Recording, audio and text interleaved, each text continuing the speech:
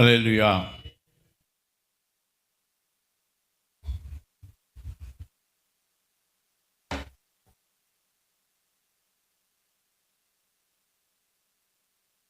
எபேசியர் 1 அதிகாரம் 4 வசனத்தை படிங்க. ம் ம் ம்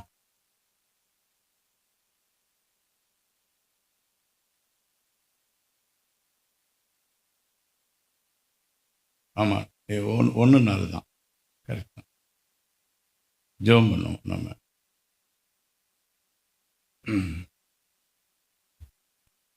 அன்பின் பிதாவே, எம்மை நன்றியோடு ஸ்தோத்திரிக்கிறோம். அல்லேலூயா, உம்மை துதிக்கிறோம், ஸ்தோத்திரிக்கிறோம். இந்த காலை வேளையிலே உம்முடைய சமூகத்திலே கூடி வரும்படியாக தேவரீர் எங்களுக்கு கொடுத்த நல்ல தருணத்துக்காக உம்மைக்கு நன்றி செலுத்துகிறோம் ஆண்டவரே. சபையாக நாங்கள் உம்முடைய சமூகத்திலே கூடி வரும்போது நீர் உம்முடைய வார்த்தையை கொண்டு எங்களோடு கூட பேசுகிற தேவனாக இருக்கிறீரப்பா. அல்லேலூயா, உம்மை ஸ்தோத்திரிக்கிறோம். இந்த நாளிலும் நீர் எங்களோடு கூட பேசும் ஆண்டவரே. அல்லேலூயா, ஸ்தோத்திரிக்கிறோம். தேவனுடைய வார்த்தைக்கு விரோதமாக இருக்கிற சத்துருவை நசனாய் இயேசுவின் நாமத்தினாலே கடிந்து கொண்டு கட்டுகிறோம் அப்பா. இங்கே இருக்க ஒவ்வொருடைய சிந்தனைகளையும், ஒவ்வொருடைய யோசனைகளையும், ஒவ்வொருடைய இருதயங்களையும் தேவனுடைய வார்த்தைக்கு நேராக இழுத்து கொள்கிறோம் ஆண்டவரே. பரிசுத்த ஆவியானவர் ஆளுகை கீழே நாங்கள் கொண்டு வருகிறோம் அப்பா. அல்லேலூயா, நீர் பேசும் ஆண்டவரே, நாங்கள் கேட்கிறோம் ஆண்டவரே. ஹல்லேலூயா, ஹல்லேலூயா, ஹல்லேலூயா, ஹல்லேலூயா. உம்மை ஸ்தோத்திரிக்கிறோம் ஆண்டவரே. ஹல்லேலூயா, ஹல்லேலூயா. அந்தகார சக்திகளை இயேசுவின் நாமத்தினாலே கடிந்து கட்டுகிறேன் அப்பா. இங்கே இருக்கிற ஒவ்வொரு சூழ்நிலையும், ஒவ்வொரு ஆத்மாவையும், ஒவ்வொருடைய கவன சிந்தையும், ஒவ்வொரு இருதயத்தையும் தேவனுடைய வார்த்தைகளை கொண்டு வருகிறோம். இயேசு கிறிஸ்துவின் நிலைப்பட்ட நாமத்தில் ஜெபிக்கிறோம் ஜீவனுள்ள பிதாவே, ஆமேன், ஆமேன். ஹல்லேலூயா.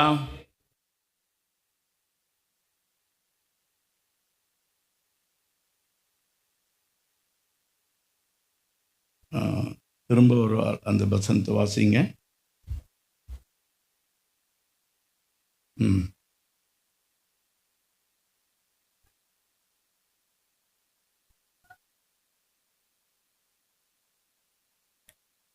ஆமேன், ஹல்லேலூயா.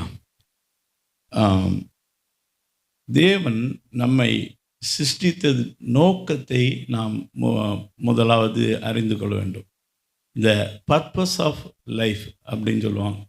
அதாவது இந்த மனித குலத்தை தேவன் எதற்காக படைத்தார், நாம் என்ன இந்த உலகத்திலே செய்ய வேண்டும் என்பதை குறித்து நமக்கு ஒரு தெளிந்த அறிவு இருக்குமானால் நாம் செய்கிற எல்லா காரியமும் அதை நோக்கி இருக்க வேண்டும்.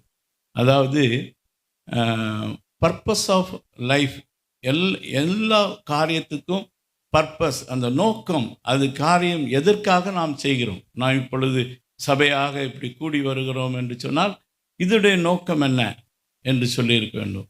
வீட்டிலே ஒரு சுவிசேஷ கூட்டம் நாம் சாயங்காலம் நடத்த போகிறோம் அப்படின்னால் அதனுடைய நோக்கம் என்ன என்பது முக்கியமாக இருக்க வேண்டும். அதே போல் வீட்டு கூட்டம் நடத்துகிறோம் என்று சொன்னால் அதனுடைய நோக்கம் என்ன. நாம் வேலைக்கு செல்கிறோம் என்று சொன்னால் இந்த வேலை எதற்காக நாம் செய்கிறோம், அதனுடைய நோக்கம் என்ன என்று எல்லா காரியத்திலையும் அந்த நோக்கத்தை நாம் அறியாவிட்டால் நாம் சைடுக்கு போயிடுவோம். அதாவது அதை விட்டு மற்ற காரியங்களே நாம் முக்கியத்துவம் செலுத்துவோம். நாம் என்ன காரியங்கள் செய்தாலும் அதனுடைய நோக்கம் என்னது, அதனுடைய பர்பஸ் என்னது என்பதை நாம் கண்டுபிடிக்க வேண்டும். அந்த பர்பஸை நாம் செய்தோம் என்று சொன்னால், அந்த நோக்கத்தை நாம் நிறைவேற்றினோம் என்று சொன்னால் அது ஒரு அர்த்தமுள்ள ஒரு வாழ்க்கையாக இருக்கும். அப்படி என்று சொன்னபோது மனிதனை தேவன் படைத்த நோக்கம் என்ன என்று சொன்னால், அநேக மதங்கள் எல்லாம், பல மதங்கள் இருக்கிறது. மதங்கள் பொதுவாக என்ன நினைக்கிறது என்று சொன்னால், மனிதனை கடவுள் தன்னை ஆராதிக்கும்படி படைத்திருக்கிறார், தன்னை புகழும்படி படைத்திருக்கிறார், தனக்கு தொண்டு செய்யும்படி அவர் அழைத்திருக்கிறார் என்று சொல்லுகிற ஒரு கருத்து தான் பெரும்பாலும் மதங்கள் மனிதன் மத்தியிலே மதித்திருக்கிறது. அதை போட்டு இருக்கிறது, விதைத்து இருக்கிறது. எல்லா மதங்களும் அப்படிப்பட்ட கருத்துக்களை நமக்கு போதித்து இருக்கிறது.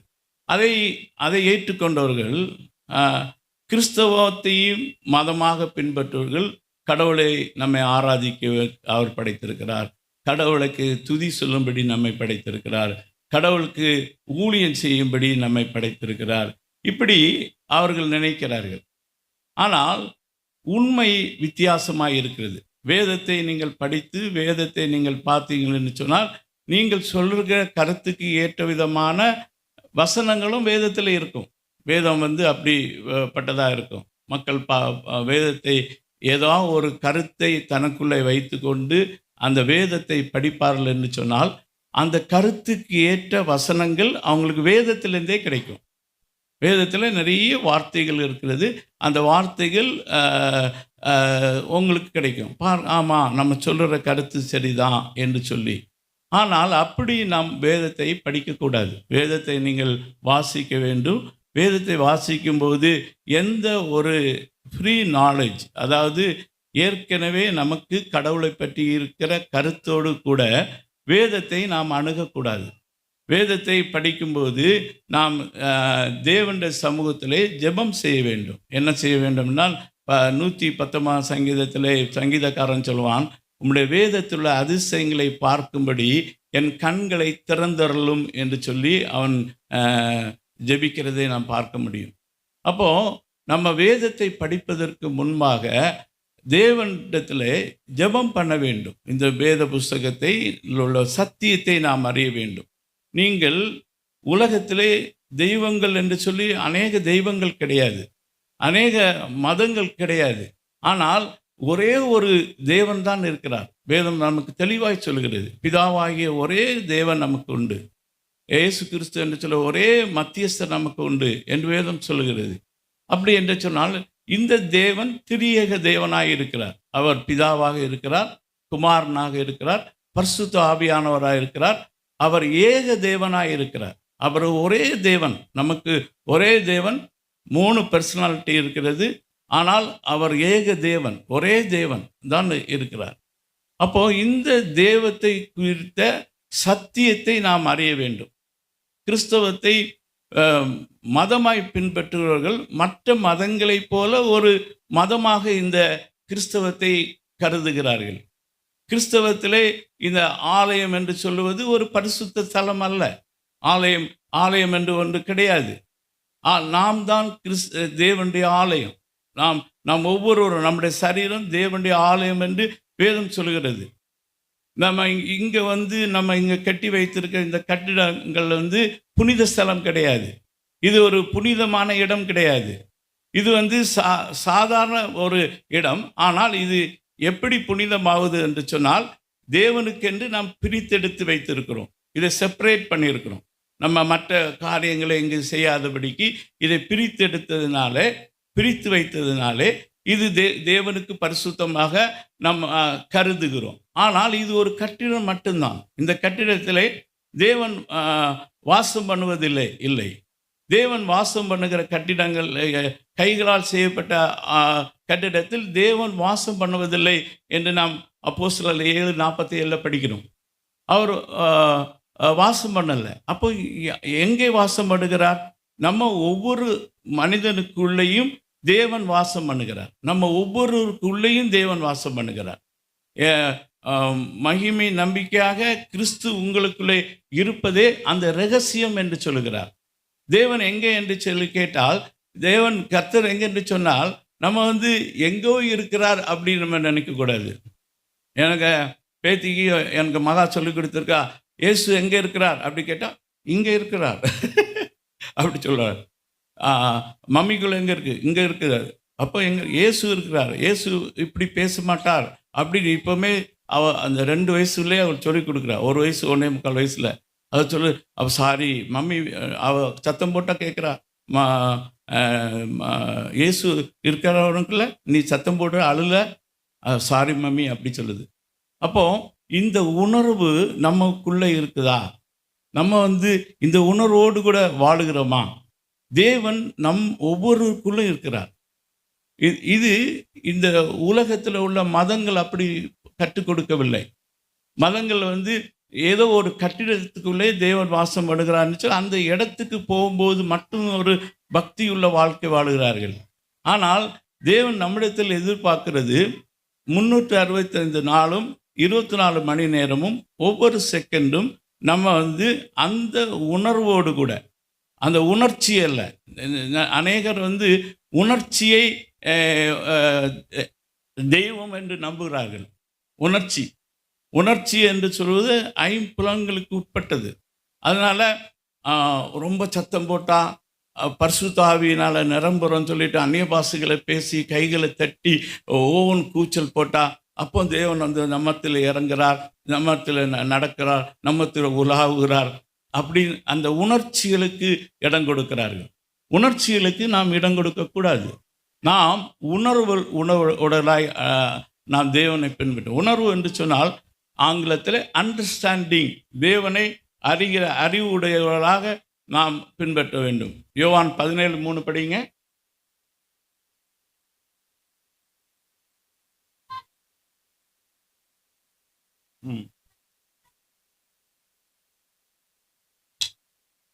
ஒன்றான மெய்தேவனாக உம்மையும் நீர் அனுப்புகிறவராக இயேசு கிறிஸ்துவையும் அறிவதே நித்திய ஜீவன்.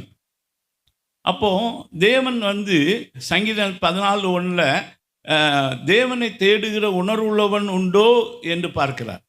வாசித்து பாருங்க, சங்கீதம் 14:1 வாசிங்க. தேவனை தேடுகிற உணர்வுள்ளவன் உண்டோ என்று பார்க்க இதோ பரலோகத்திலிருந்து கர்த்தர் பரலோகத்திலிருந்து மனுபுத்திரனை கண்ணோக்கினார். எல்லாரும் வழி விலகி ஏகமாய் கெட்டுப்போனார்கள்.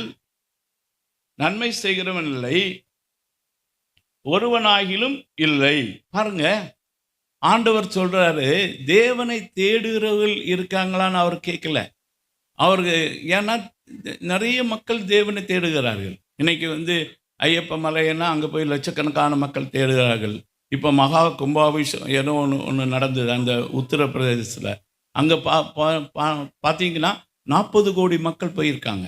40 கோடி மக்கள் போய் அந்த தெய்வத்தை தேடுறாங்க. தங்கள் பாவத்தை போக்குக்கு போகிறாங்க. அங்கே போய் அவங்க தேடுறாங்க. இங்கே மெக்காவுக்கு மெதனாவுக்கு போய் கடவுளை தேடுறாங்க. வேளாங்கண்ணிக்கு போய் கடவுளை தேடுறாங்க. பல இடங்களுக்கு போய் மக்கள் தேவனை தேடுகிறார்கள். அப்போ நாமும் அப்படி தேவனை தேடுகிறவர்கள் அல்ல, தேவனை தேடுகிற உணர்வுள்ளவர்கள் இருக்கிறார்களா? உணர்வு, அண்டர்ஸ்டாண்டிங்கோட.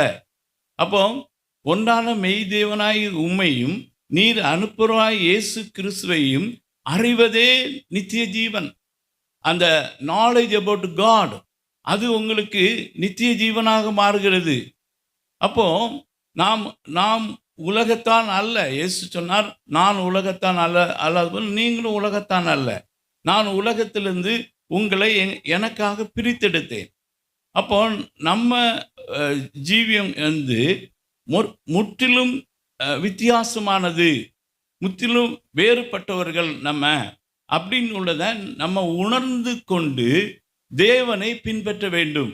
அப்போ வெளியில் மதங்கள் சொல்லுகிறதோ கருத்துக்கள் எல்லாம் வேதத்திலே நம்ம அதை சப்போர்ட் பண்ணோன்னா வேதத்திலேருந்து வசனம் சொல்லுகிறது வசனங்களை எடுக்கலாம். வசனங்களை எடுத்துட்டு நம்ம சொல்லலாம், தேவன் மனுஷனை துதிக்க தான் படைத்தார் அப்படின்னு சொல்லிட்டு நீங்கள் சொல்ல முடியும். நீங்கள் இப்போ கேட்டீங்கன்னா நீங்கள் நிறைய பிரசங்கிமார்கள் இருக்காங்க, பிரசங்கியார் இருப்பாங்க, அவங்களுக்கெல்லாம் நிறைய வசனம் தெரியும்.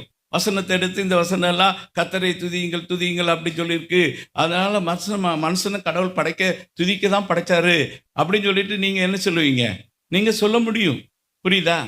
ஆனால் வேதத்தில் உள்ள ரகசியத்தை அறிய வேண்டும் என்று சொன்னால் தேவனுடைய சமூகத்தில் உட்காரும்போது தேவன் அந்த வசனங்களை அவர் உங்களுக்கு போதிப்பார்.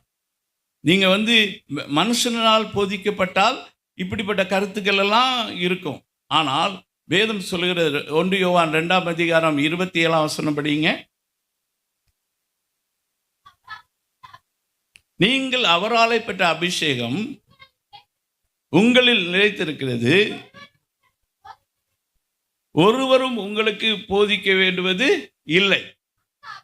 அந்த அபிஷேகம் சகலத்தையும் குறித்து உங்களுக்கு போதிக்கிறது. அது சத்தியமாய் இருக்கிறது, பொய் அல்ல. அது உங்களுக்கு போதித்தபடியே அவர்கள் நிலைத்திருப்பீர்களாக. அப்போ உங்களுக்கு யார் போதிக்கிறா? இன்னைக்கு தேவன் ஒவ்வொரு மனிதனையும் போதிக்கிறார்.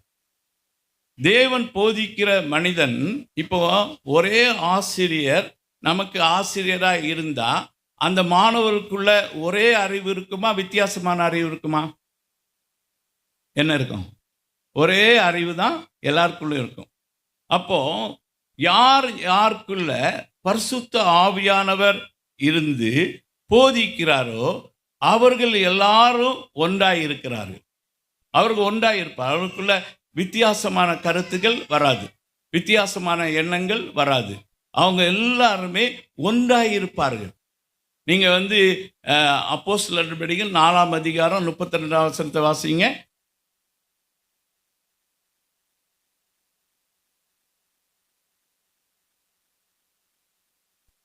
விசுவாசிகளாகிய திரளான கூட்டத்தார் ஒரே இருதயமும் ஒரே மனமுடையவர்களாய் இருந்தார்கள். அப்போ இது எப்படி சாத்தியமானது? விசுவாசிகள் இன்னைக்கு இருக்க சபைகளில், அது ஒரே சபைக்குள்ள இருக்கிறவங்கள்ட்ட நம்ம கேள்விகள் கேட்டோம்னு சொன்னால் அங்கு நிறைய வித்தியாசமான ஒப்பீனியன்ஸ், வித்தியாசமான கருத்துக்கள் அது வரும். ஆனால் நாம் அனைவரும் ஒரே ஆவியினாலே போதிக்கப்பட்டிருப்போமானால் நமக்குள்ள வித்தியாசமான கருத்துக்களே வராது, நமக்குள்ள சண்டையே வராது, நமக்குள்ள சமாதான கேடுகள் வராது. அங்கு ஒற்றுமை, ஒரு மனம் தான். அங்கு விசுவாசிகளாய திரளான கூட்டத்தார் என்று சொல்லப்பட்டிருக்கு. எவ்வளவு விசுவாசிகள் எருசலேம் சபையில் இருந்தாங்க? நீங்கள் சொல்லுங்க பார்க்கலாம். எருசலேம் சபையில் ஒரு தோராயமாக சொல்லுங்களா, எவ்வளோ இருந்தாங்க? சண்டே ஸ்கூல் டீச்சர் யாரெல்லாம்? சண்டே ஸ்கூல் டீச்சர் கை வைத்துங்க. சண்டே ஸ்கூல் டீச்சரே இல்லையா? சண்டே ஸ்கூல் டீச்சர் இருக்காங்களா இல்லையா? எவ்வளோ இருந்தாங்க? சண்டே ஸ்கூல் டீச்சர்லாம் போயிட்டாங்க. இன்னைக்கு சண்டே கிளாஸ் கிடையாது. என்ன உங்களுக்கு சண்டே ஸ்கூல் டீச்சரே இல்லை இங்கே எல்லாரும் லீவ் போட்டாங்க. பிள்ளைகளுக்கெல்லாம் சந்தோஷம். ஒரு 5000 பேர் இருந்திருப்பாங்களா? கேட்குறேன், தெரியலையா? சரி, முதல் பிரசங்கத்தில் எத்தனை பேர் ரசிக்கப்பட்டதா வேதம் சொல்லுது? சொல்லுங்களா? ஏதோ ஒரு சண்டே கிளாஸ் டீச்சர் சொல்கிறாங்க 3000 பேர் இல்லையா? 3000 பேர் இருந்தாங்க. சரி, ரெண்டாவது பேதுரு அந்த சப்பானியை எழுப்பினால அதெல்லாம் எத்தனை பேர் சபையில் சேர்க்கப்பட்டாங்க? எத்தனை பேர் சேர்க்கப்பட்டாங்க? சொல்லுங்க. சண்டே கோல் டீச்சர் தான் பிடிக்கிறா? சண்டே கோல் டீச்சர் மட்டுமா? சொல்லுங்க. ஐயா, என்ன டவுட்டு? சத்தமா சொல்லுங்க. 5000 பேர் சபையில் சேர்க்கப்பட்டார்கள். அப்போ மொத்தம் எத்தனை பேர் ஆச்சு? 8000 பேர் ஆச்சு. இந்த சபையில் எத்தனை பேர்? 100 பேர். எத்தனை விதமான கருத்துக்கள் இருக்கு?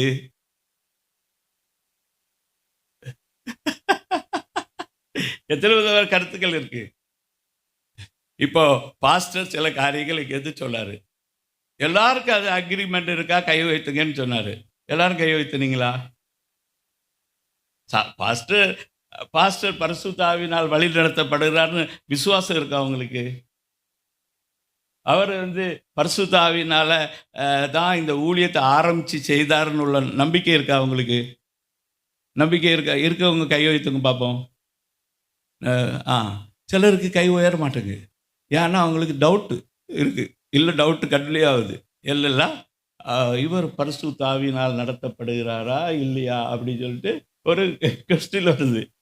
இப்போ நம்ம ஒரு 100 பேர் இருக்க சபையில், நான் உங்களை குற்றப்படுத்த சொல்லலை, இதை மாதிரி தான் எல்லாம். எங்கேயாவது நிறைய பேர் கை வைத்துறீங்க, இந்த அளவுக்கு கூட இருக்க மாட்டாங்க சபைகளில். சபைகள் வந்து இன்னைக்கு பயங்கரமாக போய்கொண்டே இருக்குது. சபைகள் எதுக்காக போகுதுன்னா, பணத்துக்காக, சொத்துக்காக போகுது. புரியுதா உங்களுக்கு? இந்த சொத்தும் பணமும் தான் பிரச்சனை. இந்த சொத்தும் கிடையாது, பணமும் கிடையாது, ஊழியம் செய்யுங்க அப்படின்னு சொன்னால் ஊழியம் செய்ய ஆள் இருக்க மாட்டாங்க. நம்ம வந்து சொத்துக்காக ஊழியம் கிடையாது. புரியுதா உங்களுக்கு? சொத்து கிடையாது. சொத்து வந்து அது எந்த சொத்தானும் சரி, எந்த சொத்தானும் சரி, எந்த காலமும் அது இந்த சபையார் எல்லாருக்கும் உரிமையுடையதாக இருக்கணும். அப்படி விரும்புகிறீங்களா? நீங்கள் விரும்புங்கள்லாம் ஒரு அல்லையில சொல்லுங்களை பார்க்கலாம். இந்த சபையின் சொத்துக்கள் சபைக்கு நித்திய காலமாக நம்ம போன பின்னாடியும் ஒரு 400 வருஷம் ஆனாலும் இந்த இடம் இருக்கும். நம்மெல்லாம் 400 வருஷம் கழித்து பூமியில் இருப்போமா? இருக்க மாட்டோம் இல்லையா? நம்ம எவ்வளோ நாள் இருப்போம் சொல்லுங்கள் பார்ப்போம். கரெக்ட் ஆன்சர் சொல்லுங்கள் பார்ப்போம். நம்ம எவ்வளோ நாள் இருப்போம்? 120. யார் சொல்கிறேங்க? கையை வைத்து சொல்லுங்க. கையை வைத்துங்க. 120. பாட்டுங்க. இவனுக்கு கை வைத்து நல்லா வைத்து. ஆதியாகமம் 6ஆம் அதிகாரம் 3ஆம் வசனம் எல்லாரும் எடுத்து வாசிங்க. பாஸ்டருக்கு வயசெல்லாம் ஆகல, இன்னும் வந்து 32 வருஷம் இருக்கலாம். சரியா? நீங்க பாருங்க, வாசிங்க. 6ஆம் அதிகாரம் 3ஆம் வசனம். போராடுவதில்லை, அவன் மாம்சந்தானே, அவன் இருக்க போற நாட்கள் 120 வருஷம் என்றார். இதை நீங்க நம்புறீங்களா? நாங்க அப்படி வசனத்தை நம்புக அவ்வளோ மோசமா? நம்ம வந்து வசனத்தை நம்ப மாட்டோம். டாக்டர் நம்புவோம், மற்ற மனுஷர்கள் சொல்வதை நம்புவோம், உலகத்தில் நடக்கிற காரியங்களை குறித்து நம்புவோம், வசனத்தை நம்ப மாட்டோம். அப்படி தானே? 120 வயசில் யாராவது வாழ்ந்துருக்காங்களா பைபிளில்? இப்போ முன்னாடி வாழ்ந்தாங்க, 969 வரைக்கும் வாழ்ந்தாங்க. அது பாவம் செய்த பின்பு நோவா காலத்துக்கு பின்னாடி வாழ்ந்த மனிதர்களில் யாராவது 120 வயசு வாழ்ந்தாங்களா? யாரும் சொல்லுங்க, சத்தப்பா சொல்லுங்க, சத்தப்பா சொல்லுங்க. 120 வயசுல யார் வாழ்ந்தா? மோசே வாழ்ந்தான். மோசே வந்து வாழ்ந்தபோது 120 வயசில் அப்படி கூனி குருவி இப்படி நடந்து அப்படி இருந்து, எனக்கு வந்து மலையிலெல்லாம் ஏற முடியாது, காலெல்லாம் நடுங்குது அப்படின்னு சொன்னானா? அவனை சாவுக்கு வரக்கு எங்கே சொன்னார்? மலைக்கு மேலே ஏறி வா, அங்கே வந்து சாவு அப்படி சொன்னார். ஆண்டவர் அவளை கூப்பிட்டாரு, மலைக்கு மேலே ஏறி வா, நீ வந்து அந்த கானானை வந்து பாரு, அந்த மலையில் வந்தால் தான் பார்க்க முடியும். நீ அந்த நீ கானானுக்குள்ளே பிரவேசிக்க மாட்ட, ஏன்னா நீ கீழ்ப்படியாமல் காட்டின, அதனால் நீ இந்த மலைக்கு ஏறு வா அப்படி சொன்னார். அவன் மலையை யாராவது அவனை தூக்கிட்டு போனாங்களா? அவன் குடு குடு குடு குடுன்னு ஏறி போனான். அவனுக்கு முட்டில் தேய்மானம் இல்லை, அவன் வந்து பலவீனனாக இருக்கவில்லை. அவன் என்ன பண்ணான்? அவனுக்கு கண் வந்து தெளிவாக பார்த்து தான் அவனுக்கு கண் வந்து 120 வயது. அப்போது 120 வயது வரைக்கும் நம்ம வாழ முடியும். நம்ம 120 வருஷம் கழிச்சா நம்ம என்ன போயிடும். எல்லாரும் இப்போ இருக்க எல்லாரும் 120 வயசு கழிச்சா போயிடும். அப்போது ஆனால் இந்த கட்டிடம் இருக்குமா? கட்டிடம் இருக்குமா? இருக்கும். இந்த பூமி இருக்குமா? இருக்கும். அது இருந்தால் அது அந்த தலைமுறையில் வாழக்கூடிய இந்த ஊரில் உள்ள எல்லா மக்களுக்கும் பொதுவாக இருக்கும். அல்லேலூயா.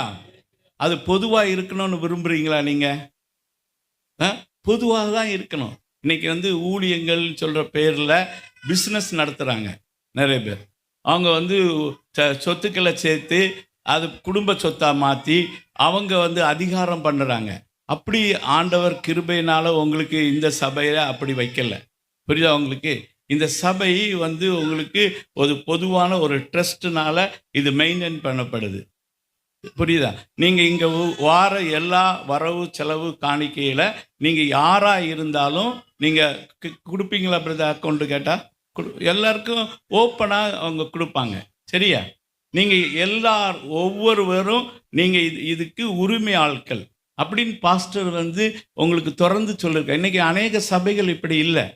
அது வந்து அது தனக்காக வச்சுருப்பாங்க, இல்லைன்னா தன்னுடைய குடும்பத்துக்காக வச்சுருப்பாங்க. ஆனால் இந்த சபை ஒரு பொதுவான நிர்வாகத்துக்கு கீழே இருக்குது. உங்கள் எல்லாருக்கும் இதில் உரிமை உண்டு. அதான் பாஸ்டர் சொன்னார் பார்த்தீங்களா, நீங்கள் அங்கங்கே பேசாதுங்க, நீங்கள் இங்கே வாருங்க, வந்து உங்களுடைய கருத்துக்களை பேசுங்க, நீங்கள் நம்ம வந்து பேசி தீர்க்கலாம். எவ்வளோ அன்பாக பாஸ்டர் உங்களுக்கு சொல்கிறாரு. இது மாதிரி ஒரு போதகர் உங்களுக்கு கிடைப்பாரா? ஆண்டவருக்கு அவருக்காக எல்லாரும் ஒரு அல்லேலூயா சொல்லுவீங்களா? அருமையான ஒரு போதகர் நமக்கு கொடுத்தது. அல்லேலூயா. இன்னைக்கு அநேகர் வந்து தந்திரமாக தங்களுக்கு சொத்து உண்டாக்குறதுக்கு சுகம், அதுக்காக ஊழியம் ஆரம்பிக்கிறாங்க. ஊழியம் ஆரம்பிக்கிறது தனக்கு சொத்து தேய்க்கிறதுக்காக. நான் ஊழியம் ஆரம்பிச்சிருக்கேன். நான் சொல்கிறேன், ஊழியத்தில் என்ன சொல்லேன்னா, சொத்தில் எந்த ஊழியக்காரனுமே உரிமை வேண்டாம், நீ ஊழியம் செய். சபை மக்கள் செய்யட்டும். சபை மக்கள் 5 பேர் அல்லனா 7 பேர் கொண்ட ஒரு குழு அதை நிர்வகிக்கட்டும். ஊழியக்காரனை வந்து நிர்வாகத்தில் கொண்டு வராதுங்க. அவன் வந்து பொதுவான மனுஷன். அவன் வந்து ஊழியம் செய்யட்டும். நான் சொல்லி எனக்கு பேரில் வேண்டாம், நீங்கள் ஒரு சொத்து நான் சேர்க்க விரும்பலை. நான் இருக்கிற சொத்து எல்லாத்தையும் பொதுவாக வைத்திருக்கிறேன். அது வந்து இது பொது நிர்வாகத்தின் கீழே இருக்கிறது. அப்படி வைத்து நாம் ஊழியம் செய்வோம். நம்ம வந்து ஜனங்களுக்கு உரியது இந்த இடம். அப்படி நாம் வைத்து நாம் செய்யணும். அப்போது ஜனங்கள் நம்ம எல்லாரையும் தேவன் போதிக்கிறார். அப்போ விசுவாசிகளாகிய திரளான ஜனங்கள் நமக்கு ஒரே மனதும் ஒரே இருதயம் உடையவர்களாக இருப்பது எப்படி பாசிபிள்? அது பரிசுத்த ஆவியினால் நம்ம போதிக்கப்பட்டால் அது பாசிபிள். அவங்க வந்து குறைஞ்சது 8000 பேர் இருந்தாங்க. 8000 பேர் குறைஞ்ச பற்றி சொல்கிறேன். அந்த 2 தொகை தான் அங்கே எழுதப்பட்டிருக்கு, மற்றபடி அங்கே தொகை எழுதலை. ஆனால் நிறைய பேர் ரட்சிக்கப்பட்டார்கள். அவங்க எல்லாம் கூடி வந்தாங்க. அது ஒரு 10-20,000 பேராவது இருக்கலாம். ஆனால் நம்ம இருக்கிற டேட்டா படி 8000 பீப்புள் இருந்தாங்க. அவங்க ஒரே மனமும் ஒரே இருதயமுடையவர்களாக இருந்தாங்க. நீங்கள் இங்கே வந்து கற்றுக்கொள்கிற காரியங்களை நீங்கள் கற்றுக்கொள்வதற்கு முன்பாக நீங்கள் வேதத்தை ஒழுங்காக வாசிக்க வேண்டும். தேவனுடைய சமூகத்திலே நாம் உட்கார வேண்டும். அப்போ பரிசுத்த ஆவியானவரிடத்தில் கேட்க வேணும். அது பரிசுத்த ஆவியானவர் இந்த புக்குடைய ஆசிரியர் அவர் தான். இந்த புஸ்தகம், வேத புஸ்தகம் வானத்திலிருந்து கீழே விழலை. அங்கே பிற மதங்களில் அப்படி சொல்கிறாங்க, இது வானத்திலிருந்து இறக்கப்பட்டது என்று சொல்கிறாங்க. ஆனால் இது வானத்திலிருந்து ஒன்று இறக்கி ஆண்டவர் அப்படி கொடுக்கல. 40 வித்தியாசமான ஆசிரியர்கள் இதை எழுதியிருக்கிறார்கள். அதில் வந்து ஆடு மேய்க்கிறவங்க எழுதியிருக்காங்க, தீர்க்கதரிசிகள் எழுதியிருக்காங்க, அப்போஸ்தலர்கள் எழுதியிருக்காங்க, இது வந்து ராஜாக்கள் எழுதியிருக்காங்க. இப்படி பல நபர்களால் இந்த புஸ்தகம் எழுதப்பட்டிருக்குது. இதில் தேவனுடைய வார்த்தை இருக்கிறது. தேவனுடைய வார்த்தைகள் இல்லாத பல வார்த்தைகளும் இது இருக்குது. சாத்தான் பேசின வார்த்தை இருக்கிறது. மனிதர்கள் தங்களுக்கு தங்களே சொன்ன கருத்துக்கள் இருக்குது. அதுதான் நான் உங்களுக்கு சொன்னேன், ஏற்கனவே சொல்லியிருக்கேன். அதனால் திரும்பவும் சொல்லிடுறேன். 43 யோபு 43 3 வசனம் வாசிங்க. ஏன்னா வேதத்தை வந்து தேவனுடைய வார்த்தை இல்லை அப்படின்னு சொல்ல முடியாதுல்ல. அதனால் நான் அந்த வசனத்தை வாசிங்க.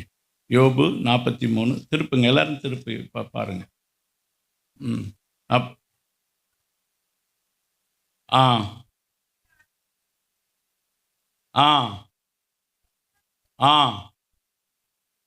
எனக்கு தெரியாதையும் எனக்கு புத்திக்கு எட்டாதையும் எனக்கு அறியாதையும் என்ன சொல்ல அளப்பினேன். இது யார் சொல்கிறா? யோபு சொல்கிறான். யோபு பேசுனதெல்லாம் இந்த பைபிளில் இருக்குது. அவன் என்ன பண்ணனானா அளப்பினேன் அப்படின்னு சொல்கிறான். இனி 38ஆம் அதிகாரத்தை திருப்புங்க.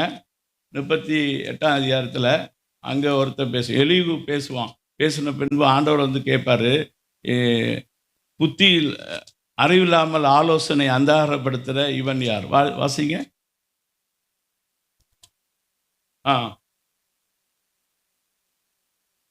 அறிவில்லாத வார்த்தையினால் ஆலோசனை. அவன் பேசின காரியம் யோபுல 6 அதிகாரம் இருக்குது. இப்போ சொல்லுங்க பார்க்கலாம், இந்த வேத புஸ்தகம் முழுவதும் தேவனுடைய வார்த்தையானு? இல்லை. வேத புஸ்தகத்தில் தேவனுடைய வார்த்தை, தேவனுடைய எண்ணங்கள் எல்லாவற்றையும் அது இருக்குது. அதில் சொல்லப்பட்ட எல்லா வார்த்தைகளும் தேவனுடைய வார்த்தை அல்ல. அவன் அறிவில்லாமல் பேசுகிறான். அதெல்லாம் இங்கே எழுதி வச்சிருக்கு.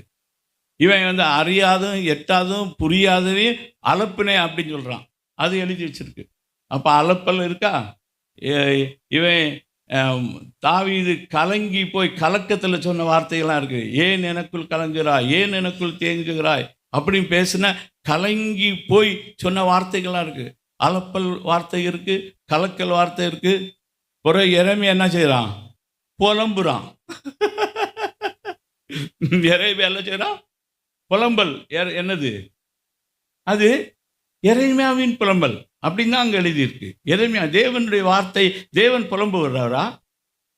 தேவன் கலங்குகிறவரா? தேவன் வந்து அறியாதையும் எட்டாதையும் புரியாதையும் பேசுகிறவரா? சொல்லுங்க. அவர் புரியாது பேசுவாரா? அறியாமல் பேசுவாரா? நான் தெரியாமல் சொல்லிட்டேன் அப்படின்னு சொல்லுவாரா? அவர் சொல்ல மாட்டார். அவர் சொல்ல மாட்டார். உங்களுக்கு தேவனை பற்றி தெரிய வேண்டும். தேவன் ஒரு விசை சொன்னது 2 விசை கேட்டிருக்கேன்னு சொல்றார் தங்கியிருக்காரன். தேவன் பேசினா பேசினது தான். அதாவது வித்ரா பண்ண மாட்டார். தேவன் சொன்னா சொன்னது தான். ஆனால் இங்கு என்ன இருக்கிறது? அதனால பைபிள் சேஸ் அப்படின்னு மேற்கோள் கோட்டி உங்களுக்கு போதிக்கிறவங்கக்கிட்ட எச்சரிக்கையாயிருங்க. அவங்க கருத்துக்களை சப்போர்ட் பண்ணி வேதத்திலிருந்து போதனைகளை வெளியே கொண்டு வருவார்கள். சரியா? என்ன அலாரம் அடிச்சிட்டீங்களா? ஒரு சிலருக்கு சந்தோஷம் தான், அலாரம் அடிச்சுட்டா விட்டுரும் அப்படின்னு. பாருங்க. அப்போ நானும் ஒரு காலத்தில் அப்படி பேசியிருக்கேன். புரியுதா? நானும் வந்து அப்படியே படத்துலேருந்து இறங்கி வரல. என்னென்னா பல போதகர்களுடைய போதகங்களை கேட்டது. மற்றபடி பார்க்கும்போது பைபிள் சேஸ் அப்படின்னு சொல்லுவேன். பைபிள் சேஸ் என்று சொல்கிற எல்லா காரியங்களும் தேவன் சொன்னது அல்ல. புரியுதா? புரிய யாருக்காவது மாற்று கருத்து இருக்கானா என்ற வந்து பிறகு பேசுங்க. என்னை விடாதுங்க வெளியில். இல்லை வந்து வளைஞ்சி கேளுங்க. புரியுதா? நான் உங்களுக்கு புரியும்படி தான் சில வசனங்களை எடுத்து வேதத்திலிருந்து காமித்தேன். புரியுதா? அப்போ வேதத்தில் எது தேவனுடைய வார்த்தையை எப்படி நான் கண்டுபிடிக்கிறது? பரிசுத்த ஆவியானவருடைய துணையின்றி வேதத்தை படித்தா நீங்கள் வழி விலகி போய்விடுவீர்கள். வேதம் வந்து இதனுடைய எல்லா இது ஏசாயாவில் சொல்லியிருக்கோம் ஒரு வசனம். இந்த வசனங்கள் முத்திரை போடப்பட்டிருக்கிறது. இதை வாசிக்க தெரிந்தவன் வாசித்தாலும் இது அவனுக்கு புரியாது. அப்போ தேவ சமூகத்தில் நம்ம வந்து ஆவியானோடைய துணையோடு, ஆண்டவரே என் மனக்கண்களை திறந்தருளும் என்று சொல்ல ஜெபத்தோடு கூட தான் வேதத்தை நீங்கள் அணுக வேண்டும். வேதத்தை படிக்கும்போது உங்களுக்கு சத்தியம் புரியும். அப்போ ஆண்டவர் என்ன சொன்னார்? மனிதனை தேவன் படைத்த நோக்கம் என்ன என்று சொன்னால், மதங்கள் சொல்கிறது அவரை ஆராதிக்க படைத்தான், அவருக்கு ஊழியம் செய்ய படைத்தான், அவருக்கு சேவை செய்ய படைத்தான் என்று சொல்லி மதங்கள் மனிதனுக்கு சொல்லுகிறது. அதற்கு ஏற்ற வசனங்கள் இந்த வேதத்திலையும் நீங்கள் பார்த்து பேச முடியும். அப்படி இருக்க மனிதனுடைய பர்பஸ் என்ன, தேவன் அவனை மனிதனை எதற்காக உருவாக்கினார் என்று சொல்லுவதை நாம் பார்க்க வேண்டும். அப்போஸ்தலர் நடபடிகள் 17ஆம் அதிகாரம் இல்லைங்க,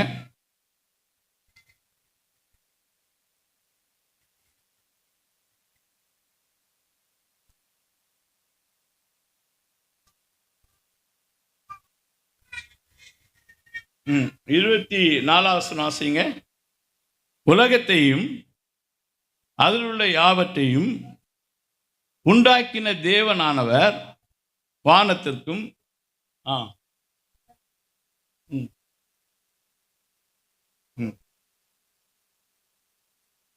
அடுத்த வசனம்.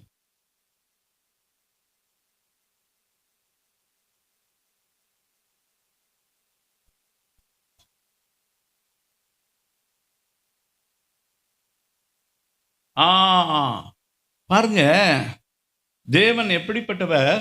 அப்போ பவுல் தேவனை அறிந்த போது அவன் சொல்றான், தேவன் எப்படிப்பட்டவர், அவர் உலகத்தையும் அதுள்ள யாவற்றையும் உண்டாக்கின தேவனானவர். அப்போ நம்ம தேவன் யார்? அவர் உலகத்தையும் அதுள்ள யாவற்றையும் உண்டாக்கினவர். அதை நீங்கள் நம்ம புரிந்து கொள்ள வேண்டும். இன்னைக்கு உலகத்தில் மக்கள்கள் போய் அவங்க தெய்வங்கள் என்று சொல்கிற அநேக காரியங்களை தேவனுக்கு அவங்க குளிப்பாட்டி விடுவாங்க, பால் வச்சு குளிப்பாட்டுவாங்க, பால் அபிஷேகம் சொல்லுவாங்க, நெய்யை வச்சு குளிப்பாட்டினா நெய் அபிஷேகம் சொல்லுவாங்க, அவங்க அதுக்கு புடவை உடுத்தி விடுவாங்க, அதை சப்பரத்தில் வச்சு தூக்கிட்டு வருவாங்க, அது தேவன் என்று சொல்லுவாங்க.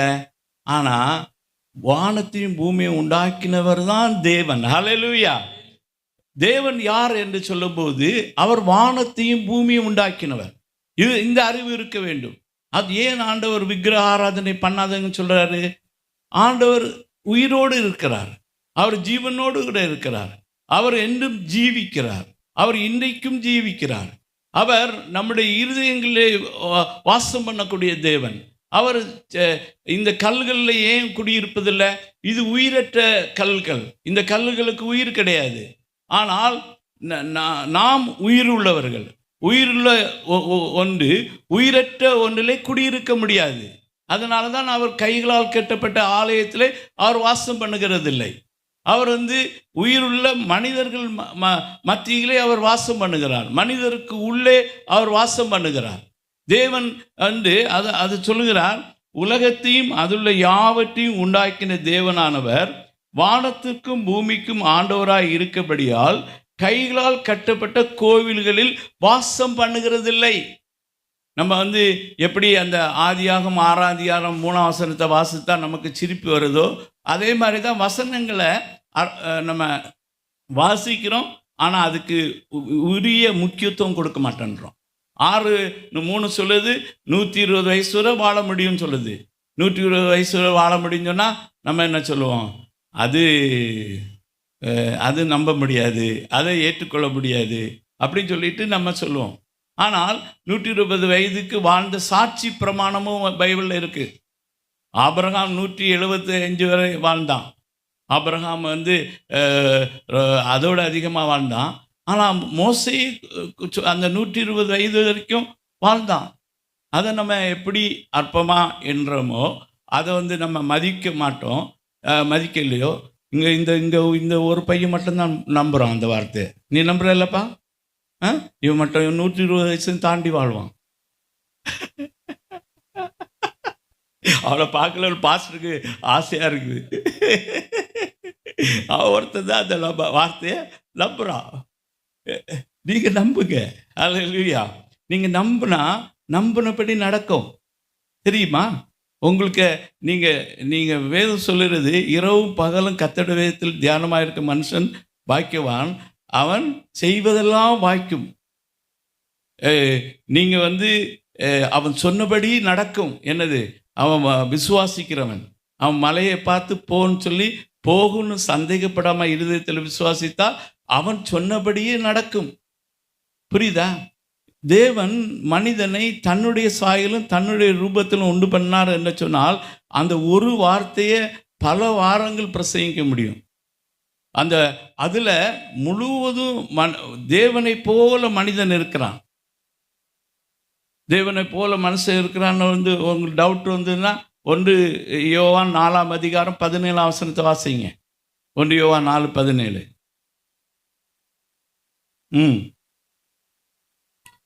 நமக்கு தைரியம் உண்டாயிருக்கத்தக்கதாக அன்பு நம்மிடத்தில் பூரணப்படுகிறது. ஏனென்றால் அவர் இருக்கிற பிரகாரமாக நாமும் இவ்வுலகத்திலே இருக்கிறோம். நம்புறீங்களா? நீங்க என்ன சொல்லுங்கன்னா, நான் தேவனுடைய வார்த்தையை மட்டும் நம்புவேன் அப்படி சொல்லுங்க. ஹல்லேலூயா. மனுஷருடைய வார்த்தைகளை நம்பாதுங்க. தேவனுடைய வார்த்தை. தேவன் என்னை யார் என்று சொல்லுகிறாரோ சொல்லுங்க பார்க்கலாம். தேவன் என்னை யார் என்று சொல்லுகிறாரோ. எல்லாம் சத்தமே ரொம்ப டவுனாக இருக்கு. எல்லாருக்கும் டீ வேணுமா, பூஸ்ட் வேணுமா? சொல்லிருக்கு சொல்லுங்க, சத்தமா சொல்லுங்க. தேவன் என்னை யார் என்று சொல்லுகிறாரோ அந்த நபர் தான் நான். தேவன் எனக்கு என்னெல்லாம் உரிமை உண்டு என்று சொல்லுகிறாரோ அந்த உரிமை எனக்கு உண்டு. நீங்கெல்லாம் தேவன் உங்களை யார் சொல்றாரு? யார் சொல்றாரு? யோவான் 10:34 எடுத்து வாசிங்க. என்ன அவர் சொல்றாரு பாருங்க. தேவர். நீங்க நம்புறீங்களா அந்த வார்த்தையை? நீங்க தேவர்கள் என்று நம்புறீங்களா? தேவர் என்று நம்புற ஒரு ஆள் இருக்கிறார் உங்க மத்தியில. அதை பாருங்க. அவங்க எல்லாரும் திரும்பி பாருங்க. அவங்க தேவர் அப்படின்னு சொல்றாங்க. அல்லேலூயா. சரி, மற்றவங்கெல்லாம் நீங்கள் நம்பணுன்னா அந்த வார்த்தை எடுத்து வாசிங்க. யோவான் 10:34-35 வாசிங்க. இயேசு அவர்களுக்கு பிரயோஜனமாக, தேவர்களாய் இருக்கிறீர்கள் என்று நான் சொன்னேன் என்பதாய் உங்கள் வேதத்தில் எழுதியிருக்கவில்லையா? தேவ வசனத்தை பெற்றுக்கொண்டவர்களை தேவர்கள் என்று அவர் சொல்லியிருக்க வேத வாக்கியமும் தவறதா இராது. தேவ வாக்கியம் தவறாது அப்படின்னு சொல்றதுக்கு இந்த வேத வசனம் எங்க உங்க வேதத்தில் எழுதுன்னு சொன்னாரு? சங்கீதங்களின் புஸ்தகம் 82ஆம் சங்கீதம் 5:6 இந்த வசனம் இருக்கு. அதை இயேசு கிறிஸ்து மேற்கோள் காட்டுறாரு. இங்க மேற்கோள் காட்டி சொல்லுகிறார். வாசிங்க.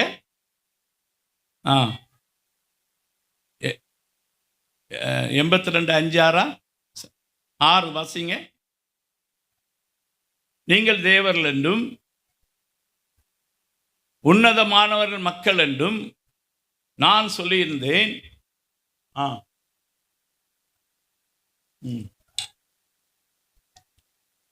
அப்படியா? பார்த்தீங்களா? உங்களை ஆண்டவர் யார் என்று சொல்றார்? நான் தேவன் சொல்றவங்கெல்லாம் கையை நெஞ்சில் வச்சு உறுதியா சொல்லுங்களேன், நான் தேவன். எல்லாரும் இப்பவுமே மயங்கி விழுந்தாலும் விழுந்துருவாங்க போல இருக்கு. தைரியமா சொல்லுங்க.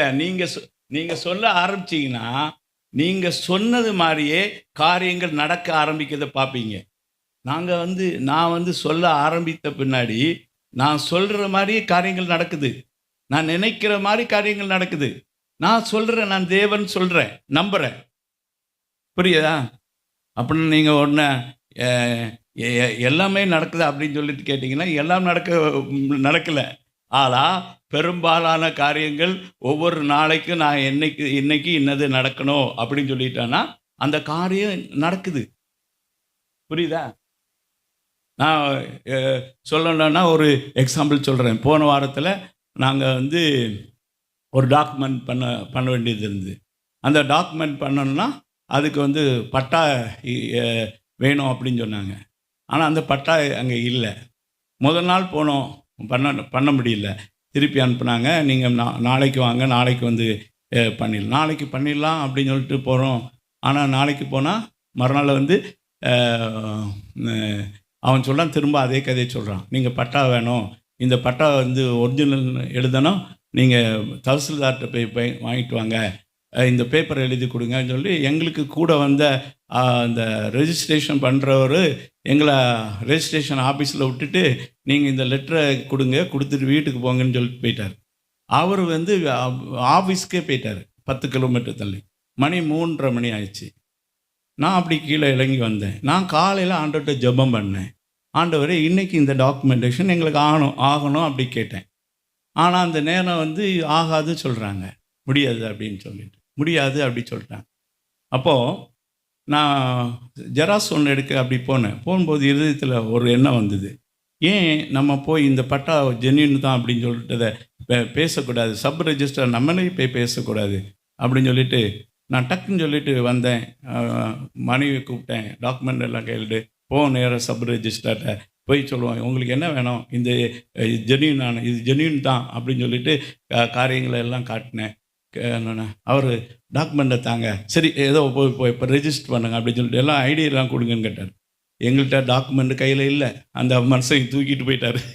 அவர் ஆஃபீஸுக்கு போயிட்டார். பிறகு அவரை ஃபோன் பண்ணி கூப்பிட்டோம், வந்தார். வந்து 4 மணிக்கு பிறகு வந்து 4:10 தான் அவர் வந்தார்.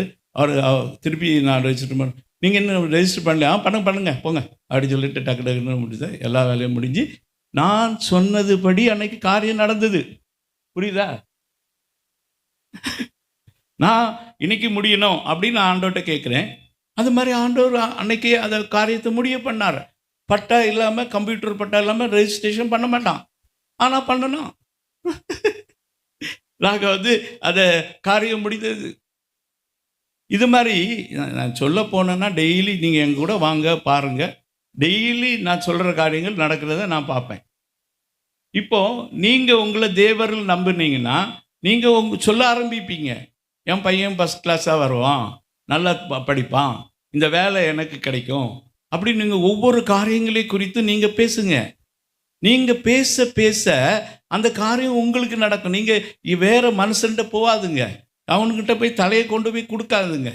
எனக்காக ஜெபம் பண்ணு அப்படின்னு சொல்லி கேட்காதுங்க. ஒருத்தர் எனக்காக ஜெபம் பண்ண வேண்டாம் அப்படி சொல்லுவேன். நான் பர்சனலாக எனக்கு என்னோட ஜெப குறிப்பை யார்கிட்டையும் கொடுக்கவே கிடையாது. யாரும் எனக்காக ஜெபிக்கிறது நான் விரும்புறதும் கிடையாது. நம்ம ஆண்டவர்கிட்ட கேட்குனா ஆண்டவர் கொடுக்குறாரு. நீங்கள் ஆண்டவர்கிட்ட கேளுங்க, நீங்கள் தைரியமாக கிருபாசனத்தண்டை போக முடியும். எபிரேயர் 4ஆம் அதிகாரம். உங்களுக்கு ஒரு ஊழியக்காரனை ஒன்றும் தேவையே கிடையாது. புரியுதா? உங்களுக்கு இந்த இங்கே வந்து இந்த தூபம் காட்டுறது, கடவுள்கிட்ட கொண்டு வேண்டிக் கொள்வது, இதை உனக்கு சொல்கிறது, இது ஒருத்தரும் உங்களுக்கு தேவையில்லை. இயேசு கிறிஸ்து உங்கள் மத்தியஸ்தராக இருக்கிறார். ஹல்லேலூயா. தைரியமாய் கிருபாசனத்தை வாருங்கள். வாசிங்க எபிரேயர் 4:16 வாசிங்க. ஆதலால் நாம் இரக்கத்தை பெறவும் ஏற்ற சமயத்தில் சகாயம் செய்யும் கிருபை அடையவும் தைரியமாய் கிருபாசன தண்டையிலே சேரக்கடவும்.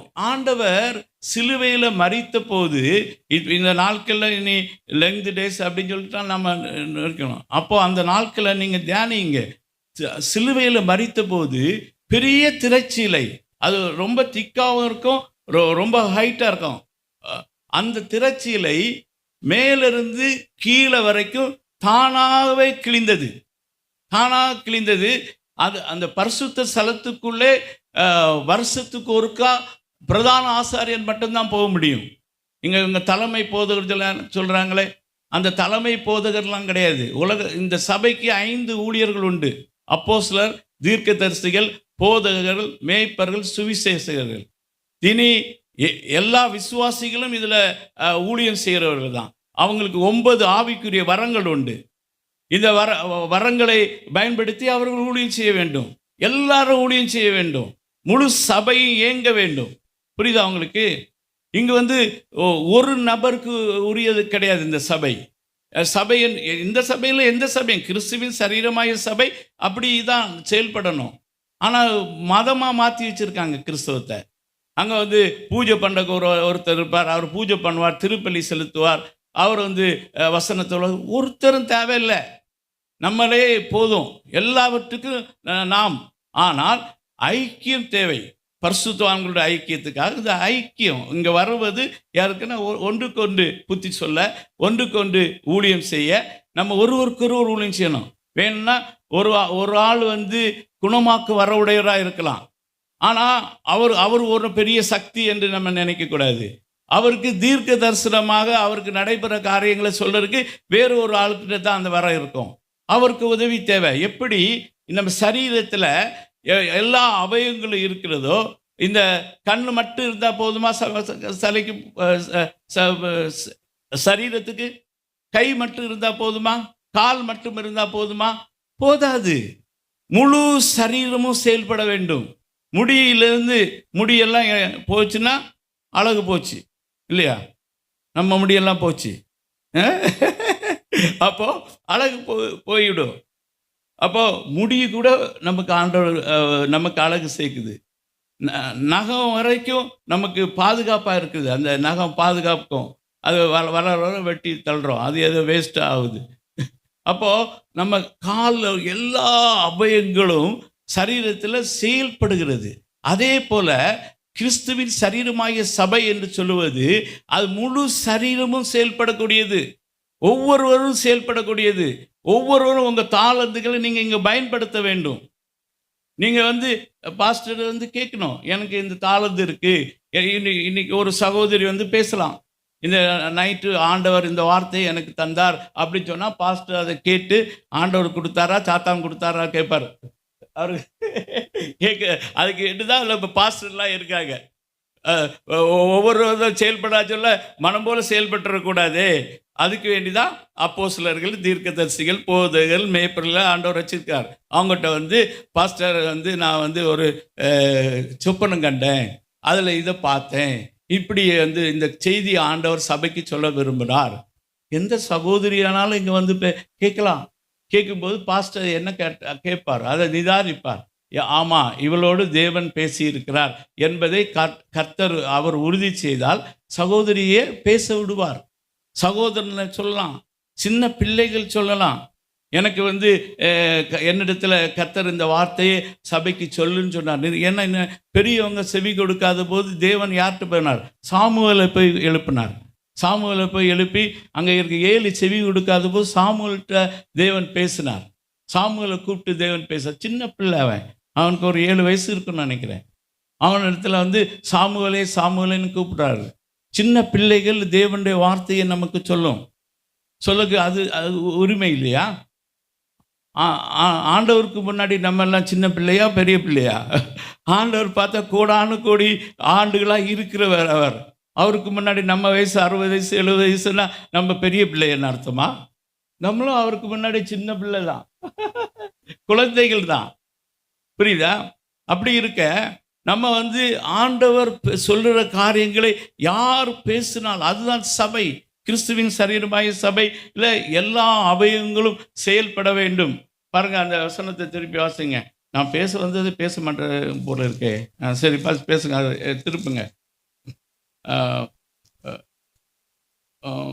17 அதிகாரம். எல்லாருக்கும் ஜீவனையும் சுவாசத்தையும் சகலத்தையும் கொடுக்க அவர் நமக்கு யாதொன்று தேவையானது போல் மனுஷர் கைகளாலே பணிவிடை கொள்ளுகிறதும் இல்லை.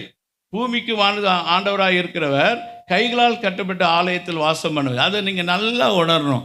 இது புனித ஸ்தலம் அல்ல, நாமெல்லாம் கூடி வர்றதுனால இது புனிதமான ஸ்தலம்.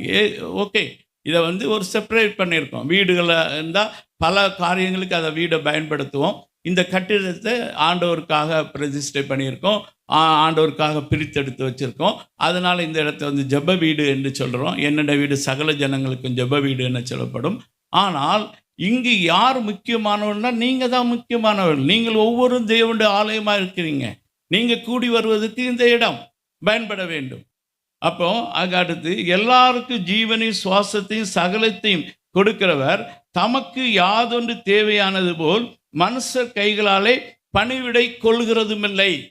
மனுஷர்கள் கைகளால் பணிவிடை கொள்கிற ஆண்டவர் ஆராதிக்கிறதுக்கு அவருக்கு நம்ம ஆராதனையெல்லாம் அவருக்கு ஆராதனையாட்டு தெரியாது. அவர் ஆராதிக்க வைக்கிறதுக்கு தேவ தூதர்கள் 6 சிறகுடையவர்கள். 2 சிறகுகளால் தங்கள் கண்களை மூடி, 2 சட்டைகளால் பாதங்களை மூடி, 2 சட்டைகளால் பறந்து கொண்டு கர்த்தர் பரிசுத்தர் பரிசுத்தர் பரிசுத்தர் என்று ஓயாமல் தேவனை துதித்து கொண்டிருக்கிறார்கள். அப்படிப்பட்ட தேவன் அவர் நம்மளிடத்திலிருந்து பணிவிடை வாங்கவில்லை. முதலாவது பிரைமரி நோக்கம் என்னவென்று சொன்னால், அவரிடத்திலே நாம் அன்பு கூறுகிறவராக இருக்க வேண்டும். ஆண்டவர் பேதுருவை பார்த்து கேட்டார், நீ எனக்கு என்ன கேட்டார் முதல்ல? நீ எனக்கு ஊழியத்தை செய்வாயா, எனக்கு சேவை செய்வாயா எனக்கு உண்மையாக அப்படியெல்லாம் அவர் கேட்கல. முதல்ல கேட்டார், வாசிங்க என்று யோவான் கடைசி அதிகாரத்தில் அவர் போய் அவன்கிட்ட கேட்கிறார், நீ என்னிடத்தில் அன்பு கூறுகிறாயா? அப்படி தான் கேட்டார். பாருங்க. ஆ ஆ ம் ஆ ஆ ஆ ம் ம் ஆ ம் ம் ஆ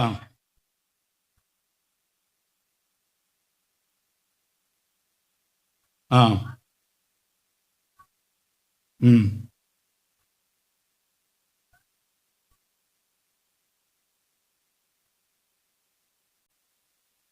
ஆ பாருங்க, ஆடுகளை ஆட்டுக்குட்டிகளை மேய்க்கிறதுக்கே, ஆட்டுக்குட்டி என்னன்னா நம்ம சின்ன பிள்ளைகளுக்கு சண்டே கிளாஸ் எடுக்கிறதுக்கே, அது அந்த ஆணவம், கர்வம் அதனால வந்து நான் த த இருப்பேன் அப்படி சொல்லல.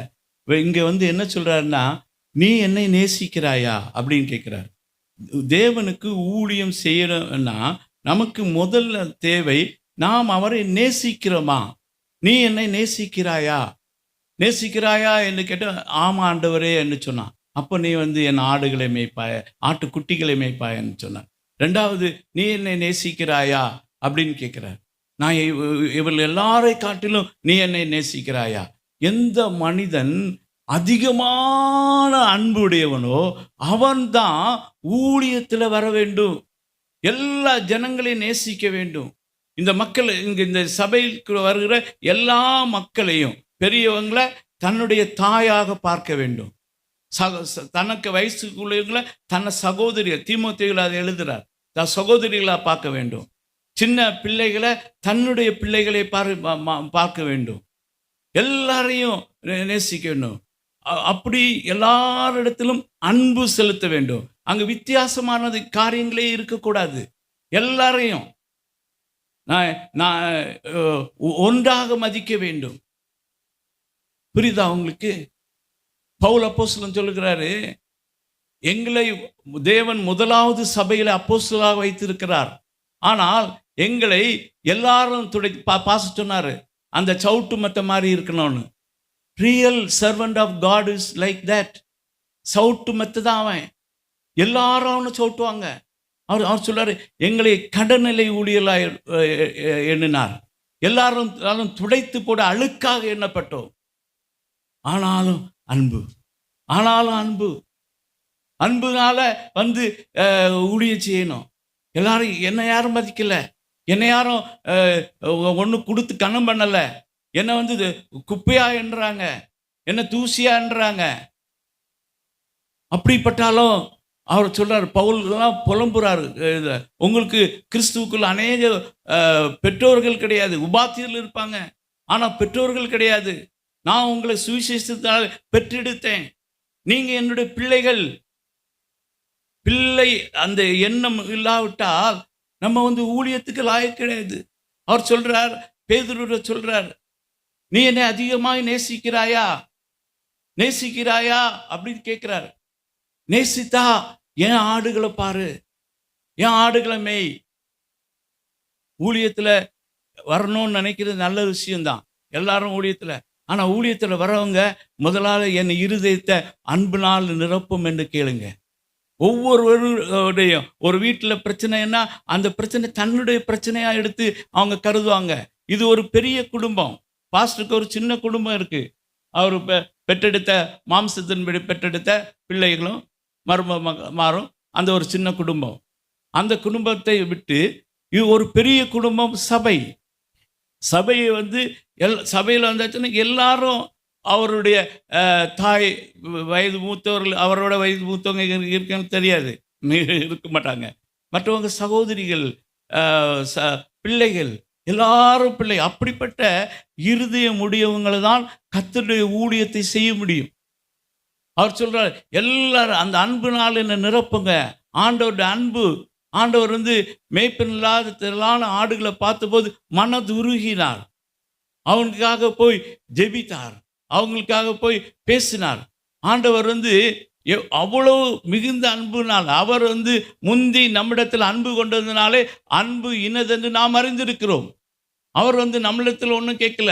நம்ம பாவிகளாக இருக்கையில், துரோகிகளாக இருக்கையில், ரோமர் 5ஆம் அதிகாரத்தில் பார்க்கலாம், தேவனுக்கு சத்துருக்களாக இருக்கையில், பலனற்றவர்களாக இருக்கையில் கிறிஸ்து நமக்காக மரித்தார், நம்மிடத்தில் அன்பு கூர்ந்தார். பவுல் அப்போஸ்தலன் சொல்றாரு, இந்த அன்புக்கு ஆழம், நீளம், அகலம், உயரம் எதுவுமே எனக்கு தெரியல, அவ்வளவு பெரிய அன்பு ஆண்டவர் என் மேல வச்சிருக்காரு. இந்த கிறிஸ்துவின் அன்பை விட்டு என்னை பிரிப்பவன் யார் என்று சொல்கிறார். அன்புனால நாம் செய்ய வேண்டும், எல்லாவற்றையும் அன்புனால் மட்டும்தான் ஏற்க வேண்டும். அன்பு அதுக்கு மூல காரணமாக இருக்க வேண்டும். அதனால் இயேசு தேவன் மனிதனை படைத்த முதல் பர்பஸ் என்றால் முழு இதயத்தோடு, முழு ஆத்துமாவோடு, முழு பலத்தோடு, முழு இருதயத்தோடு கர்த்தரிடத்தில் நீ அன்பு கூறு. மத்தேயு 22:36 சொல்லுகிறது. அப்படி 36-37 நீங்கள் வாசித்து பார்த்தீங்கன்னா அதற்கு ஒப்பனையான இரண்டாவது கற்பனை என்னவென்று சொன்னால், நீ உன்னிடத்தில் அன்பு கூறுவது போல் பிறனிடத்தில் அன்பு கூறு. அப்போ பிரைமரி நோக்கம் என்னவென்று சொன்னால், நீங்கள் வந்து என்னை வந்து நிறைய நேரம் துதிப்பான், பாடுவான், ஆடுவான், இவன் வந்து எனக்காக பேசுவான், எனக்காக அதை செய்வான், இதை செய்வான், ஒன்றும் அவர் கரல. முதல்ல அவர் என்ன எதிர்பார்க்கிறார் என்றால், மனிதன் தேவனிடத்தில் வந்து அன்பு கூற வேண்டும். ஈவன் பரலோகம் கிடைக்கும் கூட நீங்கள் தேவனை பின்பற்றாங்க, நரகத்து தப்பணும்னு கூட தேவனை பின்பற்றாதுங்க. தேவனிடத்தில் அன்பு கூறுகிறேன், அதனால் நான் அவரை பின்பற்றுகிறேன்னு சொல்லுங்க. தேவனுக்கு காணிக்கை கொடுத்து அன்பு கூர்ந்து காணிக்கை கொடுங்க. அப்போ அன்பு கூர்ந்து, அப்போ ஆண்டவர் சொல்றார், நீ அப்படி என்னை நேசிக்க என்றால் என்னை நேசிக்கிறது போல உன் சகோதரனை நேசி. ஆண்டவர் வந்து காண்கிற சகோதரத்தில் அன்பு கூறாதவன் காணாத தேவனிடத்தில் எப்படி அன்பு கூறுவான் என்று கேட்கிறார். அப்போ அந்த அன்பு எங்கு வெளிப்படும்? சபையில் வெளிப்படும். ஒரு ஆள் ஆஸ்பத்திரியில் இருக்காங்கன்னு சொன்னால் அது கடமைக்காக போய் பார்க்காங்க, அன்புனால போய் அவங்கள போய் விசாரிங்க. ஒரு திக்கெட்ட பிள்ளை விதைகள் அன்புனால விசாரிங்க. அன்பு இல்லாவிட்டால் ஒன்றுமே செய்யாதுங்க. நீங்கள் முதல்ல தேவ அன்புனால் நிரப்பப்படுங்கள். நம்ம இதுதான் தேவனுடைய பிரைமரி பர்பஸ். அதுக்கு பின்னாடி தான் ஆளுகை செய்வது, ஆராதனை செய்வது, நம்ம வேலையில் செய்வது எல்லாம் அதுக்கு பின்னாடி தான் வருது. ஆண்டவர் சொல்கிறார், யூ ரிமைன் வித் மீ. ஆண்டவரால் எல்லாவற்றையும் நமக்கு செய்ய முடியும். மார்த்தாள் வந்து அநேக காரியங்களை குறித்து கவலைப்பட்டார். ஆனால் மரியாள் தன்னை விட்டு எடுபடாத நல்ல பங்கை தெரிந்து கொண்டால் பார்க்குறோம். அவருடைய பாதத்தில் உட்கார்ந்து அவரிடத்தில் அன்பு செலுத்தினாள், அவரிடத்தில் கற்றுக்கொண்டாள். அப்போ நம்ம வந்து தேவனிடத்தில் அன்பு கூறுவோம். என்ன பண்ணுவான்? எல்லாரும் எழும்புறதுக்கு முன்னாடி அதிகாலையில் தேவனை எழும்புவான், தேவ சமூகத்தில் உட்காருவான், தேவனோடு கூட பேசுவான், தேவனோடு கூட நேரத்தை செலவிடுவான், அவரிடத்தில் அன்பு கூறுவான். அவர் எல்லா காரியத்தையும் நமக்காக செய்ய போகிறவர். நம்ம எல்லா வேலையும் அவர் உங்களுக்கு செய்து தருவார். உலகத்தில் ஆஃபீஸில் வேலை பார்க்குறீங்களா, செய்து தருவார். பிள்ளைகளுக்கு ஸ்கூலில் டீச் பண்ணுறீங்களா, செய்து தருவார். உங்கள் பிள்ளைகள் எல்லாம் அடங்காத பிள்ளைகளாக இருக்குது, இது அப்படி சொல்லாதுங்க. உங்கள் பிள்ளைகளை அடக்கிறதுக்கு ஆண்டவர்கிட்ட ஞானம் கேளுங்க. ஆண்டவர் கூட இருந்து உங்களுக்கு ஞானத்தை தருவார், புத்தியை தருவார். எல்லா காரியத்தையும் அவர் உங்களுக்காக செய்வார். அவரிடத்தில் அன்பு கூறுவது மட்டும் நம்முடைய கடமையாக இருக்கட்டும். நம்ம முதல்ல தேவனிடத்தில் அன்பு கூறுவோம். நேரமாகிறதுனால நான் முடிக்கிறேன். சரி, இந்த பிரைமரி பர்பஸ் வந்து நம்ம வந்து ஆண்டவருக்கு காணிக்கை கொடுக்கவோ, ஆண்டவரை துதிக்கவோ, ஆண்டவரை மகிமைப்படுத்தவோ, இது மாதிரிப்பட்ட எந்த காரியமும் அவர் ஒன்னிடத்தில் கேட்கவில்லை. அவர் ஒன்னிடத்தில் கேட்குறது இது ஒன்று மட்டும்தான். நீ யோனாவின் சீமோனே, நீ என்ன விட அவர்களை காட்டிலும் நீ அதிகமாய் அன்பு கூறுகிறாயா? அன்பு கூற படிப்போம். நம்ம ஒவ்வொருவரும் தேவனிடத்தில் அன்பு கூறுவோம். அன்பு கூர்ந்தார் சொல்றார், என் கற்பனைகளை கை கொள்வான். அவருடைய கற்பனை என்ன? ஒன்னிடத்தில் அன்பு கூறு போல் பிறனிடத்தில் அன்பு கூறு. சகோதரனை பகைக்க கூடாது, சகோதரர் பகைக்க கூடாது. இந்த அன்பு சகோதரர் நம்ம மத்தியில் இருந்த ராஜ்குமார், அவர் வந்து இந்த சபைக்கு வரலைன்னு சொன்னால் நீங்கள் அவரை பகைக்க கூடாது. அவரை நேசிங்க, அவரிடத்தில் அன்பு செலுத்துங்க. அவர் வந்து அறியாமையினால் இந்த சபையை விட்டு போகிறார். நம்ம ஃபெல்லோஷிப்பை விட்டு விரும்புகிறார். அதை பாஸ்டர் சொன்னார் பார்த்தீங்க, அவர் அப்படி சொல்லியிருக்கிறார். அவர் அந்த அன்பு சகோதரனும் நமக்கு திரும்பி வரணும், எல்லாரும் வரணும், எல்லாரும் அன்பாக இருப்போம். நீங்கள் ஒரு அன்பாக இருக்கிறதை பார்த்து என்னுடைய சீசர்கள் என்று அறிந்து கொள்வார்கள். இந்த சபையின் நோக்கத்தை அவருக்கு எடுத்து சொல்லுங்க. சபை எப்படி கூட்டாக எல்லாரும் செயல்படணும் என்பதை அவருக்கு சொல்லுங்க. அவரும் சில காரியங்கள் புரியாதபடியினால் செய்யலாம். அவரை நாம் பகைக்கக்கூடாது, ஒருவரையும் நாம் பகைக்கக்கூடாது. எல்லாரிடத்திலும் அன்பு செலுத்த வேண்டும். நீங்கள் ஒரு அன்பாக இருக்கும்போது என்னுடைய சீசலாக இருக்கிறீர்கள் என்று தேவன் சொல்லுகிறார். அப்போ நம்ம எல்லாரும் அன்பாக இருப்போம். கர்த்தர் நம்மை ஆசீர்வதிப்பார். அந்த மனிதனை உருவாக்கின மெயின் பர்பஸ் அன்பு கூறுதல். அதை நம்ம நிறைவேற்றினால் கர்த்தர் நம்மிடத்திலே சாட்சியாக இருப்பார். நம்ம எல்லாரும் புரியுதா உங்களுக்கு? அன்பு தான் நமக்கு தேவை.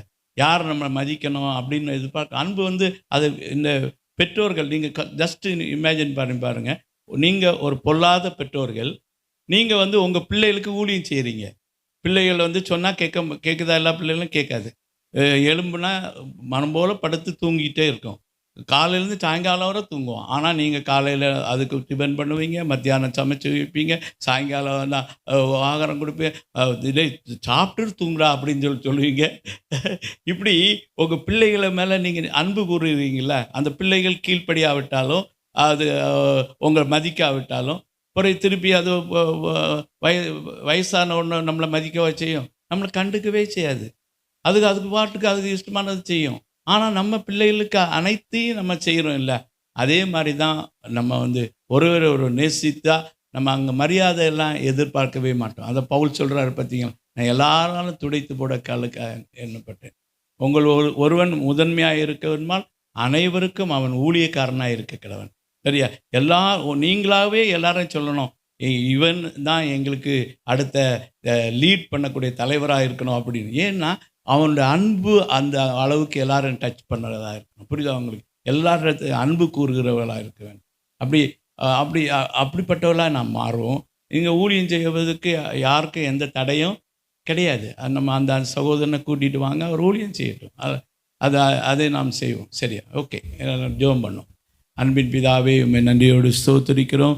ஹல்லேலூயா, உம்மை துதிக்கிறோம். ஆண்டவரே, எங்களுக்கு ஆண்டவரே, எங்கள் இருதயங்கள் பரிசுத்த ஆவியினாலே நிரப்பப்படட்டும் அப்பா. பரிசுத்த ஆவியினாலே தெய்வீக அன்பு எங்களுக்குள்ளே ஊற்றப்பட்டிருக்கு என்று பார்க்கிறோம் ஆண்டவரே. நாங்கள் ஒருவர் அன்பாக இருக்கிறதை பார்க்கும்போது மற்றவர்கள் இவர்கள் மெய்யாகவே தேவனுடைய சீசர்கள் என்று அறிந்து கொள்வார்கள் என்று சொல்லி பார்க்கிறோம் அப்பா. பேதுருவை பார்த்து நீர் கேட்டு, இவள் எல்லாரை காட்டிலும் நீ என்னை நேசிக்கிறாயா என்று கேட்டார். அன்பு என்று ஒன்று இருக்கும் பொழுது அது பணிவிடை செய்வதற்கு ஆயத்தமாக இருக்கும் ஆண்டவரே. தகப்பன் தன் பிள்ளைகளை நேசிப்பது போல, தாய் தன் பிள்ளைகளை நேசிக்கிறது போல நாங்கள் ஒருவர் நேசிக்கிட்டோம் அப்பா.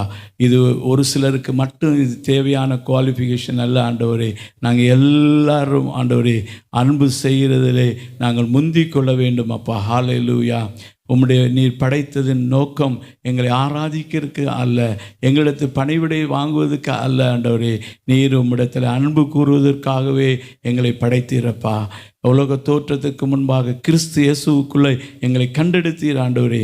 அன்பிலே பரிசுத்தமும் குற்றமற்றவர்களாக நாங்கள் பிதாவாகிய தேவனுக்கு முன்பு எங்களை நிறுத்தும்படியாக நீர் எங்களை பிரித்தெடுத்திருக்க ஆண்டவரே.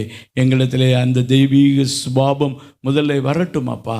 நாங்கள் ஒரு அதிகமாக நேசிக்க எங்களுக்கு கிருபை தாருங்க ஆண்டவரே. உம்முடைய ஆவியால் எங்களை நிரப்புங்கப்பா. ஹல்லேலூயா.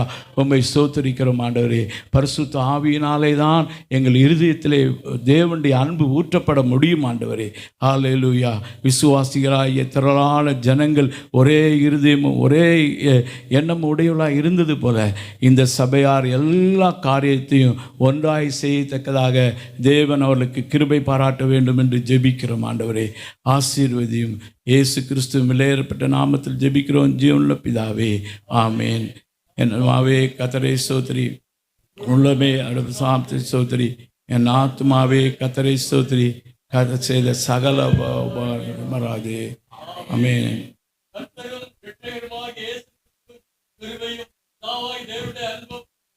பரிசுத்தாவியாருடைய ஐக்கியமும் இன்னும் நேற்று சதா காலங்களிலும் நம் அனைவரோடும் தங்கியிருப்பதாக.